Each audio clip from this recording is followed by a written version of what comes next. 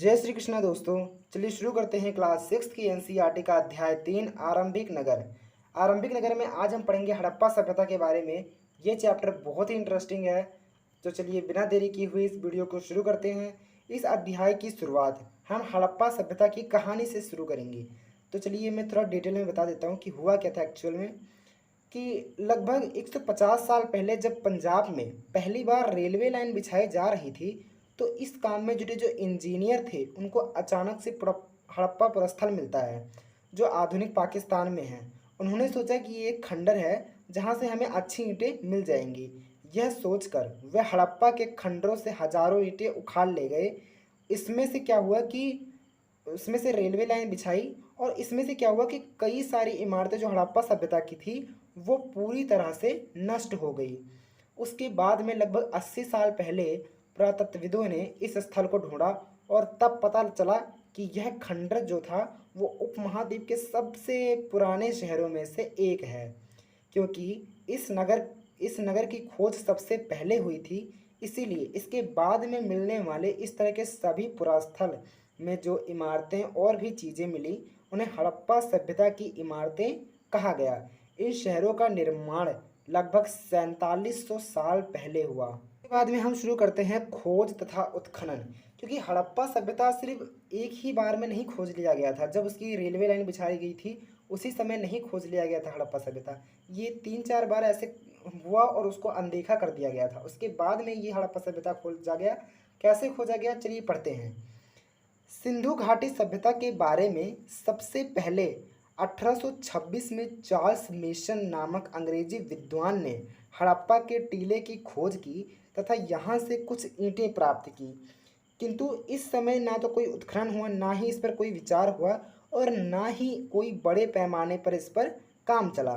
उसके बाद में 1853 से 1856 में सर अलेक्जेंडर कनिंघम के नेतृत्व में कराची से लाहौर के मध्य रेलवे लाइन का विकास किया जा रहा था।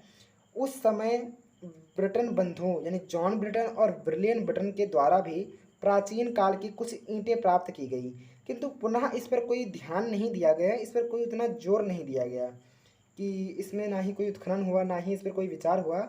उसके बाद में 1921 में, हमें तो इसको ऊपर कर देता हूँ। उसके बाद में हम देखते हैं कि 1921 में भारतीय पुरातात्विक एवं सर्वेक्षण विभाग के निर्देश पर दयाराम साहनी की अध्यक्षता में हड़प्पा नामक स्थल की खोज की गई। जो उस समय भारतीय पुरातात्विक एवं सर्वेक्षण विभाग के अध्यक्ष थे वो जॉन मार्शल थे। उसके बाद हम देखते हैं सिंधु घाटी सभ्यता का नामकरण, यानी कि इस सभ्यता को और किन किन नामों से जाना जाता था और किस आधार पर इनको ये नाम मिला था। तो सबसे पहला हम देखते हैं हड़प्पा सभ्यता, क्योंकि हड़प्पा सभ्यता इस सभ्यता का पहला उत्खनित क्षेत्र था, इसीलिए इस सभ्यता को हड़प्पा सभ्यता कहा गया है। उसके बाद देखते हैं हम सिंधु घाटी सभ्यता। सिंधु घाटी सभ्यता इसलिए इसको नाम दिया गया क्योंकि हड़प्पा की खोज के बाद प्रारंभ में जब इस सभ्यता के अन्य स्थलों की खोज एवं उत्खनन किया गया तो अधिकांश स्थल सिंधु नदी घाटी के क्षेत्र में प्राप्त हुए। इसीलिए इस सभ्यता को सिंधु घाटी सभ्यता कहा जाता है। उसके बाद हम देखते हैं सरस्वती सभ्यता। इसको सरस्वती सभ्यता का नाम भी दिया गया है। तो चलिए देखते हैं इसको क्यों किस आधार पर दिया गया है। सिंधु घाटी सभ्यता के लगभग 1100 स्थलों की खोज सिंधु तथा गंगा नदी घाटी के मध्यवर्ती क्षेत्रों में हुई है। प्राचीन साक्ष्यों के आधार पर माना जाता है कि इन दोनों नदियों के मध्यवर्ती क्षेत्रों में सरस्वती नदी प्रवाहित होती थी। अतः इस आधार पर सिंधु घाटी सभ्यता को सरस्वती घाटी सभ्यता के उपनाम से भी जाना जाता है। उसके बाद हम देखते हैं प्रथम नगरीय सभ्यता। अपनी समकालीन सभ्यताओं के विपरीत सिंधु घाटी सभ्यता के उत्खनन से पक्की ईंटों के घर, पक्की सड़कों का निर्माण, सुनियोजित जल निकास प्रणाली, सुनियोजित नगर व्यवस्था इत्यादि के प्रमाण मिले हैं। इस प्रकार नगरीय विशेषताओं को धारण करने के आधार पर ही सिंधु घाटी के सभ्यता को भारतीय इतिहास में प्रथम नगरीकरण के रूप में स्वीकार किया गया है। इसीलिए इसको प्रथम नगरीय सभ्यता के नाम से भी जाना जाता है। उसके बाद हम देखते हैं कांस्य युगीन सभ्यता। सिंधु घाटी सभ्यता में तांबे में टीन मिलाकर बने कांस्य के उपकरण जो थे वो बड़े पैमाने पर मिले हैं। इससे स्पष्ट होता है कि इस सभ्यता में भारत में पहली बार कांसे के प्रयोग का प्रचलन प्रारंभ हुआ, इसीलिए इसे कांस्य युगीन सभ्यता के नाम से भी जाना जाता है। चलिए उसके बाद में हम देखते हैं कि सिंधु घाटी सभ्यता का विस्तार कितना था, कहाँ तक वो फैला था, कहाँ तक इस क्षेत्र का आकार था। ये देखिए, इस सभ्यता का जो विस्तार था वो एक त्रिभुजाकार आकृति में था, त्रिभुजाकार आकृति में था। ये उत्तर में मांदा से लेकर दक्षिण में दाइमाबाद, पूर्व में आलमगीर से लेकर पश्चिम में सूद कांगेडोर तक इसका विस्तार था। इसकी जो लंबाई थी वो 1400 किलोमीटर थी और जो इसकी चौड़ाई थी, इस सभ्यता की जो चौड़ाई थी वो 1600 किलोमीटर थी। इसका जो कुल क्षेत्रफल था वो लगभग 20 लाख वर्ग किलोमीटर था। उत्तर में मांडा या जो कि कश्मीर में है, चिन्नाब नदी तक इसका विस्तार था। दक्षिण में दाइमाबाद जो कि महाराष्ट्र में है, गोदावरी नदी तक इसका विस्तार था। दक्षिण में जो कि दक्षिणी नदी, जो इस सभ्यता की सबसे दक्षिणी नदी थी वो गोदावरी नदी थी। पूर्व में आलमगीर जो कि उत्तर प्रदेश में है, हिंडन नदी तक इसका विस्तार था। पश्चिम में सूद कांगेडोर जो कि पाकिस्तान और ईरान की बॉर्डर पर पड़ता है, ये सबसे इसका पश्चिमी विस्तार था। उसके बाद हम देखते हैं नगरों की विशेषताएं। यहाँ के नगर कई हिस्सों में विभाजित किए गए थे। यहाँ के जो नगर थे उनमें से कई को 2 या उससे ज़्यादा हिस्सों में विभाजित किया गया था। प्राय पश्चिमी भाग छोटा था लेकिन ऊंचाई पर बना था। पूर्वी हिस्सा बड़ा था लेकिन निचले इलाके में था। ऊंचाई वाले भाग को नगर दुर्ग कहा है और निचले इलाके में जो था उसको निचला नगर कहा है। दोनों हिस्सों की चारदीवारियाँ पक्की ईंटों से बनाई जाती थी। इसकी ईंटें इतनी अच्छी थी कि हजारों साल बाद आज तक उनकी दीवारें खड़ी रहीं। दीवार बनाने के लिए ईंटों की चिकनाई इस तरह करते थे जिससे कि दीवारें खूब मजबूत रहें। ये देखिए एक डायग्राम है।